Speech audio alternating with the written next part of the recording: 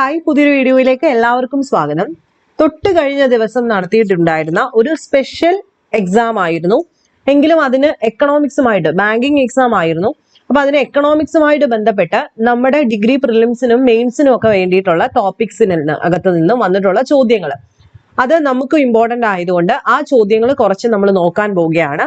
ആ ഒരു ഏരിയ മനസ്സിലാക്കുക. ക്വസ്റ്റ്യൻ അറ്റൻഡ് ചെയ്യുമ്പോൾ നിങ്ങൾക്ക് എങ്ങനെ ഉണ്ടെന്ന് നോക്കുക. ഓക്കെ, അപ്പൊ അതിന് മുന്നേ ആയിട്ട് നമ്മുടെ ഇതുവരെയുള്ള കോഴ്സിനകത്ത് ജോയിൻ ചെയ്യാൻ താല്പര്യമുള്ളവർക്ക് താഴെ കാണുന്ന വാട്സപ്പ് നമ്പറിലേക്ക് ഇൻട്രസ്റ്റഡ് എന്ന് പറഞ്ഞിട്ട് മെസ്സേജ് അയക്കാം.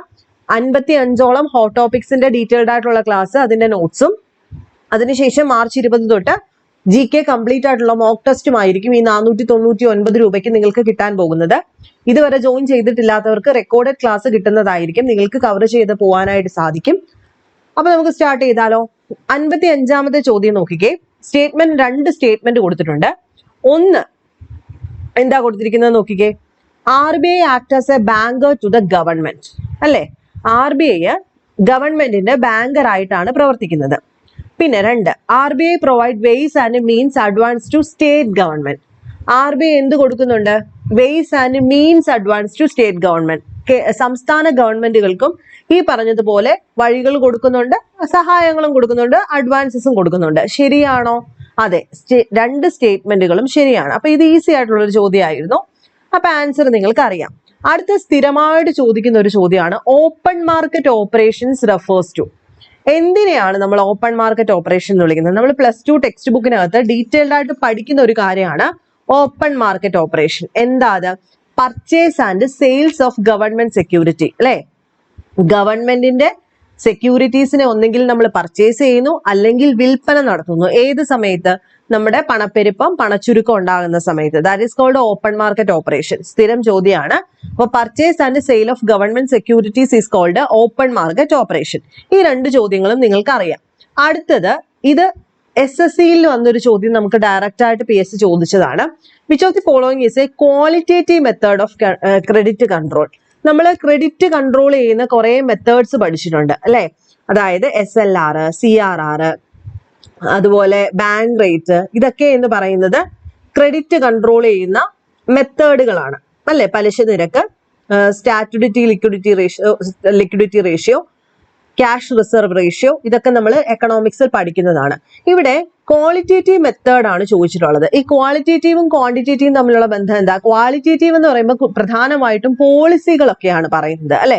അപ്പൊ ഈ പറഞ്ഞ ബാങ്ക് റേറ്റ്, SLR, CRR എന്നൊക്കെ പറയുന്നത് എന്തല്ല?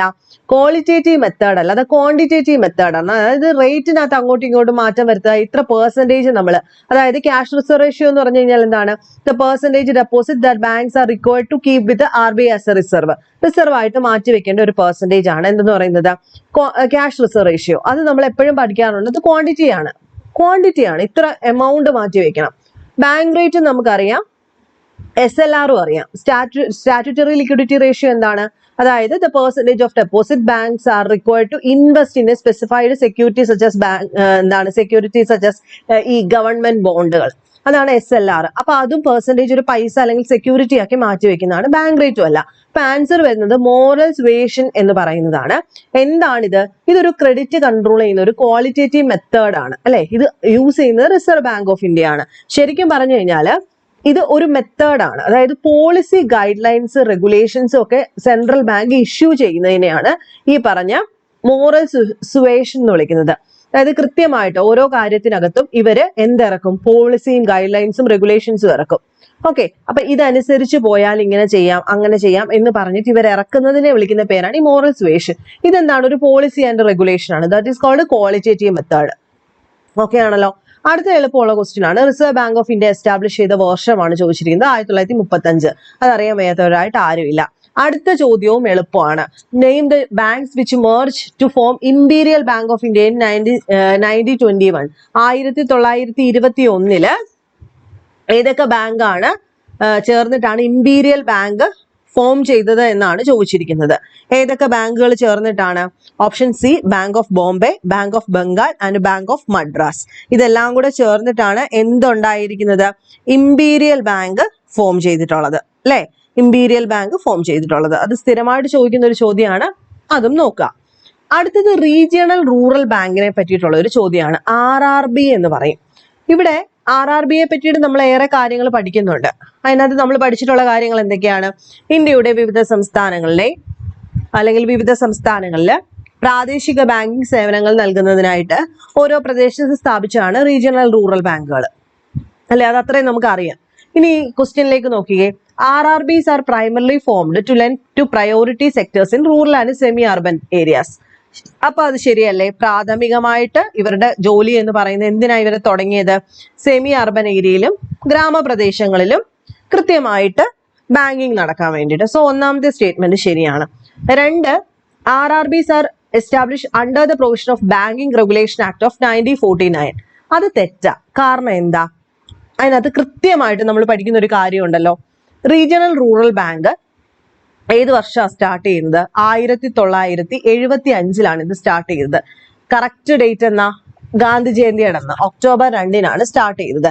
ഏത് ആക്ട് പ്രകാരം? 1976 എന്നാല് എന്ത് വരുന്നത്? റീജിയണൽ റൂറൽ ബാങ്ക് ആക്ട് നിലവിൽ വരുന്നത്. എന്നാൽ RRB were established under the provision of the Banking Regulation Act of 1949 എന്നാണ് പറഞ്ഞിരിക്കുന്നത്. അല്ല, 1975 ഇത് നിലവിൽ വന്നു. അതിനുശേഷം റീജിയണൽ റൂറൽ ബാങ്ക് ആക്ട് നിലവിൽ വരുന്നത് തൊട്ടടുത്ത വർഷമാണ്. 1976 ഇത് നിലവിൽ വരുന്നത്. അപ്പൊ റീജിയണൽ റൂറൽ ബാങ്ക് ആരുടെ റെക്കമെൻഡേഷനോട് കൂടിയിട്ടാണ് വരുന്നത്? നരസിംഹം കമ്മിറ്റിയുടെ ശുപാർശ പ്രകാരമാണ് RRBs നിലവിൽ വരുന്നത്. ഇനി അടുത്തൊരു സ്റ്റേറ്റ്മെന്റ് കണ്ടോ. The ownership structure of RRB is shared between the central government, state government and the concerned sponsor bank. അത് ശരിയാണ്. അതായത് ഈ RRBയുടെ ഓണർഷിപ്പിന്റെ സ്ട്രക്ചർ നോക്കുന്ന സമയത്ത് സെൻട്രൽ ഗവൺമെന്റ് 50%, അതായത് 50% സെൻട്രൽ ഗവൺമെന്റും ഏകദേശം ഒരു 15% സ്റ്റേറ്റ് ഗവൺമെന്റ്, ബാക്കി സ്പോൺസർ ബാങ്കുകളാണ് 35% എന്ന് പറയുന്നത്. അപ്പൊ ഇതെല്ലാം കൂടെ ഓണർഷിപ്പ് സ്ട്രക്ചർ നോക്കുമ്പോൾ 50% സെൻട്രൽ ഗവൺമെന്റും വെറും 15% സ്റ്റേറ്റ് ഗവൺമെന്റും സ്പോൺസർ ബാങ്കുകളും 35%. അപ്പൊ ഏതൊക്കെ സ്റ്റേറ്റ്മെന്റ് ആണ് ശരി? 1ഉം 3ഉം ശരിയാണ്. ഓപ്ഷൻ എ ആണ് അതുകൊണ്ട് ശരിയായിട്ടുള്ള ആൻസർ. അടുത്തത് lead bank. Which of the following is or are functions of the lead bank under the lead bank scheme എന്നുള്ളതാണ് ചോദിച്ചിരിക്കുന്നത്. എന്താണ് ലീഡ് ബാങ്കിന്റെ ഫങ്ഷൻസ്? ഒന്ന് നോക്കിക്കേ. എന്താ ലീഡ് ബാങ്കുകൾ എന്ന് വെച്ച് കഴിഞ്ഞാല് ഇന്ത്യയിലെ ഓരോ ജില്ലകളുടെയും വികസനത്തിനായിട്ട് പൊതുമേഖല അല്ലെങ്കിൽ സ്വകാര്യ മേഖലയിൽ നിന്നും RBI ഒരു ബാങ്കിനെ ലീഡ് ബാങ്ക് ആയിട്ട് തിരഞ്ഞെടുക്കുന്നുണ്ട്, അല്ലെ? അതായത് ഓരോ ജില്ലകളുടെയും ജില്ലാ അടിസ്ഥാനത്തിൽ ഓരോ ബാങ്കിനെ സെലക്ട് ചെയ്യുക അതിന്റെ വികസനത്തിന് വേണ്ടിയിട്ട്. RBI ഓക്കെ ആണല്ലോ. അപ്പൊ ഈ ലീഡ് ബാങ്ക് സ്കീം നിർദ്ദേശിച്ച RBIയുടെ സ്റ്റഡി ഗ്രൂപ്പിന്റെ തലവനായിരുന്നു professor DR Gadgil. Lead bank scheme RBI നടപ്പിലാക്കുന്നത് 1969 69 ഡിസംബർ മാസമാണ്. അപ്പം എന്താണ് എന്ന് നമ്മൾ പറഞ്ഞു. ഓരോ ജില്ലകളിലും വികസനത്തിനായിട്ട് അല്ലെങ്കിൽ സ്വകാര്യ മേഖലയിൽ നിന്നോ പൊതുമേഖലയിൽ നിന്നോ RBI ഒരു ബാങ്കിനെ ലീഡ് ബാങ്കായിട്ട് സെലക്ട് ചെയ്യുക ചെയ്യുന്നത്. ഇനി നോക്കിക്കേ, എന്തൊക്കെയാ ഇതിന്റെ functions? Prepare and monitor district credit plan to meet credit needs in agriculture, micro small enterprises. അത് ശരിയാണ്. എന്താ കാര്യം? ഡിസ്ട്രിക്ട് ക്രെഡിറ്റ് പ്ലാൻസ് മോണിറ്റർ ചെയ്യുന്നു ഈ ബാങ്ക്, പ്രിപ്പയർ ചെയ്യണം. അതുപോലെ തന്നെ ആ ജില്ലയിലെ അഗ്രികൾച്ചറൽ, മൈക്രോ സ്മോൾ എന്റർപ്രൈസസിന്റെ എല്ലാം ആവശ്യമുള്ള ക്രെഡിറ്റിനെ മീറ്റ് ചെയ്യാൻ വേണ്ടിയിട്ടാണ് ഡിസ്ട്രിക്ട് ക്രെഡിറ്റ് പ്ലാൻസ് മോണിറ്റർ ചെയ്യുകയും പ്രിപ്പയർ ചെയ്യുകയും ചെയ്യുന്നത്. 2, organise district consulting committee and block level bankers committee align bank and government agencies. ശരിക്കും പറഞ്ഞാൽ ഈ ലീഡ് ബാങ്ക് എന്ന് പറയുമ്പോൾ ശരിക്കും ഒരു 3 ടയർ സ്ട്രക്ചർ ആണ്. ഏറ്റവും മുകളിൽ ഒരു ലീഡ് ബാങ്ക് കാണും, അതിന്റെ തൊട്ട് താഴെയായിട്ട് എന്ത് കാണും? District consultative committee. ഈ പറഞ്ഞതുകൊണ്ട് തന്നെ ഒരു ഡിസ്ട്രിക്ട് കൺസൾട്ടിംഗ് കമ്മിറ്റി ഉണ്ട്, അതിന്റെ താഴെയാണ് ബ്ലോക്ക് ലെവൽ ബാങ്കേഴ്സ് എന്ന് പറയുന്നത്. ഈ 3 രീതിയിലാണ് ഓർഗനൈസേഷൻ പോകുന്നത്. അതുപോലെ act as A consortium leader for all banks in its assigned district coordinating effort for development. ഒരു കൺസോർഷ്യം ലീഡറായിട്ട് മാത്രമേ പ്രവർത്തിക്കുന്നുള്ളൂ. കാരണം ഫുള്ളായിട്ടുള്ള ഒരു ഇൻഡിപെൻഡന്റ് ആയിട്ടുള്ള ഒരു തീരുമാനം എടുക്കാനോ ഒന്നുമുള്ള കഴിവ് ലീഡ് ബാങ്കിന് കൊടുത്തിട്ടില്ല. ഒരു ലീഡ് ചെയ്യുന്ന ഒരു കൺസോർഷ്യം ലീഡറായിട്ട് ആക്ട് ചെയ്യുക, കോർഡിനേറ്റ് ചെയ്യുക, അങ്ങനെയുള്ള ജോലികൾ മാത്രമേ ഇവർക്ക് കൊടുത്തിട്ടുള്ളൂ ലീഡ് ബാങ്കിന്. സോ ഓപ്ഷൻ ഡി എല്ലാം ശരിയാണ് എന്നുള്ളതാണ് ആൻസർ ആയിട്ട് വരുന്നത്. ഇനി തിരുവനന്തപുരത്ത് നമുക്കറിയാം നിലവില് ഇന്ത്യൻ ഓവർസീസ് ബാങ്ക് ആണ് ലീഡ് ബാങ്ക്. കൊല്ലത്ത് ഇന്ത്യൻ ബാങ്ക് ആണ്. പത്തനംതിട്ട, ആലപ്പുഴ, കോട്ടയം സ്ഥലങ്ങളിൽ SBI ആണ് ഈ ഒരു ലീഡ് ബാങ്ക് ആയിട്ട് പ്രവർത്തിക്കുന്നത്. ഓക്കെ. ഇടുക്കി, എറണാകുളത്ത് യൂണിയൻ ബാങ്ക് ഓഫ് ഇന്ത്യയും, തൃശൂർ, പാലക്കാട്, മലപ്പുറം, കോഴിക്കോട്, വയനാട്, കണ്ണൂർ, കാസർഗോഡ് ജില്ലകളില് കാനറ ബാങ്കുമാണ് ലീഡ് ബാങ്കുകളായിട്ട് പ്രവർത്തിക്കുന്നത്. അപ്പൊ ലീഡ് ബാങ്ക് എന്ന് കേൾക്കുമ്പോൾ തന്നെ ആലോചിക്കുക ആ ജില്ലയുടെ വികസനത്തിനായിട്ട് പൊതുമേഖല സ്വകാര്യ മേഖലയിൽ നിന്നും RBI സെലക്ട് ചെയ്യുന്ന ബാങ്ക്. ഓക്കെ, അടുത്തത് NCC നാഷണൽ ക്രെഡിറ്റ് കൗൺസിൽ എന്തിനു വേണ്ടിയിട്ട് പ്രവർത്തിക്കുന്നു എന്നുള്ളതാണ്. അപ്പൊ NCC എന്ന് പറയുമ്പോൾ എന്താണ് എന്ന് ആലോചിക്കുക. ഇത്രേ ഉള്ളൂ. Advise government and RBI on the allocation of institutional credit in accordance with the national priority. ഇത് 1968 നിലവിൽ വരുന്നത്. 1968 വന്നതാണ് NCC എന്ന് പറയുന്നത്. 68 കേട്ടോ, നാഷണൽ ക്രെഡിറ്റ് കൗൺസിൽ 68 വരുന്നത്. As a part of the social control over bank policy. അതായത് ഈ പറഞ്ഞതുകൂട്ട് തന്നെ government advise government and RBI ഒരു ഇൻസ്റ്റിറ്റ്യൂഷണൽ ക്രെഡിറ്റ് ഈ നാഷണൽ പ്രയോറിറ്റി അനുസരിച്ചിട്ട് വേണം ഓരോന്നും കൃത്യമായിട്ട് ഡിവൈഡ് ചെയ്ത് പൈസ കൊടുക്കാൻ എന്ന് അഡ്വൈസ് ചെയ്യുന്ന ഒരു കൗൺസിലാണ് നാഷണൽ ക്രെഡിറ്റ് കൗൺസിൽ NCC 1968 നിലവിൽ വന്നിട്ടുള്ളത്. അപ്പൊ ഇത്രയും ചോദ്യങ്ങൾ വളരെ വ്യക്തമായിട്ട് നോക്കുക. അതിനുശേഷം ഇമ്പോർട്ടന്റ് ആയിട്ട് നോക്കേണ്ടത് ഈ പറഞ്ഞതുകൊണ്ട് തന്നെ പുതിയ ന്യൂ ജനറേഷൻ പ്രൈവറ്റ് സെക്ടർ ബാങ്കുകൾ വന്നിട്ടുണ്ട് അല്ലെ. അപ്പൊ which of the following was not the objective behind permitting the entry of new generation bank. ഇതിനകത്ത് permitting the entry of new generation ബാങ്കിനകത്ത് പ്രൈവറ്റ് സെക്ടറിനകത്ത് ഒബ്ജക്റ്റീവ് അല്ലാത്തത് ഏതാണെന്നാണ് ചോദിച്ചിരിക്കുന്നത്. ഓപ്ഷൻ ബി ആണ്. To increase government ownership in banking and to reduce the role of RBI in banking regulation. അതുപോലെ 65 കൂടെ നോക്കുക. Which of the following is a direct initiative of the reserve bank of India to promote financial inclusion. എല്ലാവരെയും കൂടി ഒരു financial ഇൻക്ലൂഷനിൽ ഉൾപ്പെടുത്താനായിട്ട് Reserve Bank start ചെയ്തിട്ടുള്ള ഒരു ഡയറക്റ്റ് ഇനിഷ്യേറ്റീവ് ഏതാണെന്ന് ചോദിച്ചാൽ introduction of basic saving bank deposit account ആണ്. ഈ ബാക്കിയെല്ലാം സെൻട്രൽ ഗവൺമെന്റ് രീതിയിൽ സ്റ്റാർട്ട് ചെയ്തിട്ടുള്ളത്, ഗവൺമെന്റ് സെക്ടേഴ്സ് സ്റ്റാർട്ട് ചെയ്തിട്ടുള്ളതാണ്.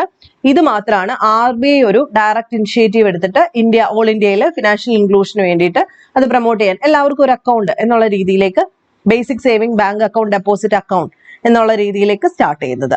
അപ്പൊ ഈ പറഞ്ഞതെല്ലാം തന്നെ ബാങ്കിങ്ങുമായിട്ട് ബന്ധപ്പെട്ടതാണെങ്കിൽ പോലും നമുക്ക് ഇതൊക്കെ ഒന്ന് നോക്കി വെക്കുന്നത് വളരെ നല്ലതാണ്. അപ്പൊ ആർക്കെങ്കിലും ഞാൻ പറഞ്ഞതുപോലെ ഡീറ്റെയിൽസ് അറിയണമെന്നുണ്ടെങ്കിൽ എത്രയും പെട്ടെന്ന് മെസ്സേജ് അയക്കാം. ഇപ്പം പഠിച്ചു തുടങ്ങിയാലേ നമുക്കിനി മുന്നോട്ട് കോൺഫിഡന്റ് ആയിട്ട് പോയി അറ്റൻഡ് ചെയ്യാൻ സാധിക്കൂ. നെക്സ്റ്റ് വീഡിയോയിൽ കാണാം. ബൈ.